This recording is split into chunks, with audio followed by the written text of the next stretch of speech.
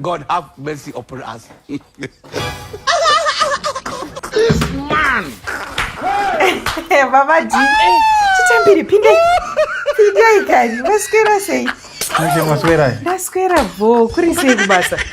Kubasa kwengo yana. Pindai kana imakumirire padio. Pindai chichambiri. Ayo. God have mercy upon us. Kochi. Anone. Ne tika maijika inzwa zvepino. Ndanondoziya kuti ndanonoka kusvika. But zvinhu zvacho tinenge tinogati ndokutsanangura ndoexplaina. Saka zvine basa rei kuti wanonoka kusvika panapa pamba penyu, nyangwe mukasvika kwaedza seizvozvi, nyangwe mukasvika kuchakaedza, zvine basa rei kona ibaba ndindo zvaunobva ita big deal. Chinhu chisina nebasa rese. Pindei mulauzi, pindei mumba menyu. Ndopa ndiri kutaura kamaidhiku kakakuti horai tikaona ikati ndikuziva handiti ndanonoka.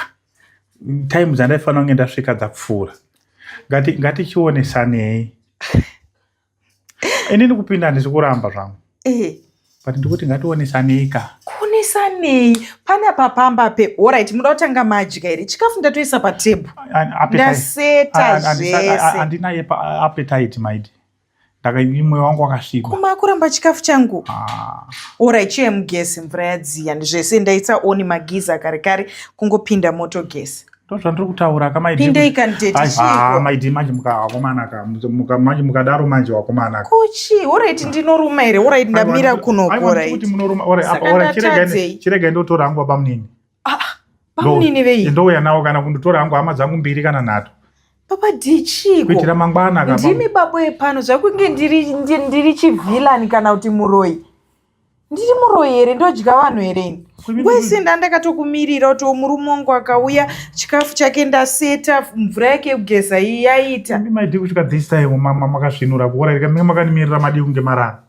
Aiwa kuti andisvika ndifana kusvika makarara. Ndanchida urara but hope dzacho hadzisi kubata. Ndifunga kuti maybe wawirwa nedambudziko kuti pane zvikunetsa. Otherwise zvese bo pinda murume wangu sununguka. Pindai dead. Nekupinda manje maidhika zvanda kutoita panapa ndakundotora hama dzangu.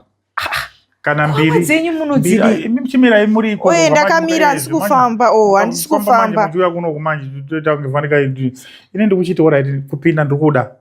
Ndakundotora hama dzangu 2. Mira ikaiko kumaidhiwa kuma. Andikuti chimira ipapo here. Sorry ndamira panapa. Hama dzei tanetsana here.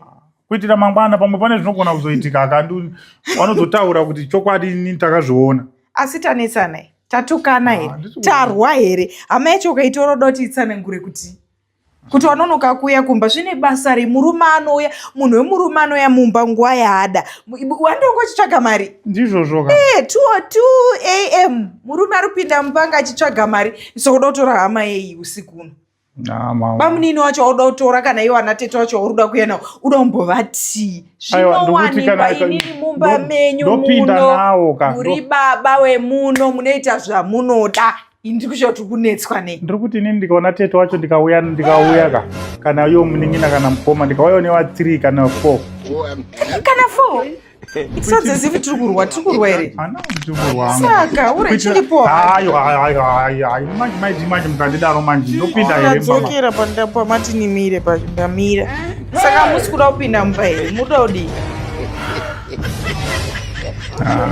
Andine kwanga uri baba D. Chakakosha ndechekuti wandiprovidha mhuri here. Ndozviziya kuti kusvika 2 AM pane kwaunenge uri madhiri. Ndenda svika makarara. Andi wopedza kunza chiramba ubata. Ndada kukumirira kuti ndikuona kuti uri kusvika nguvai.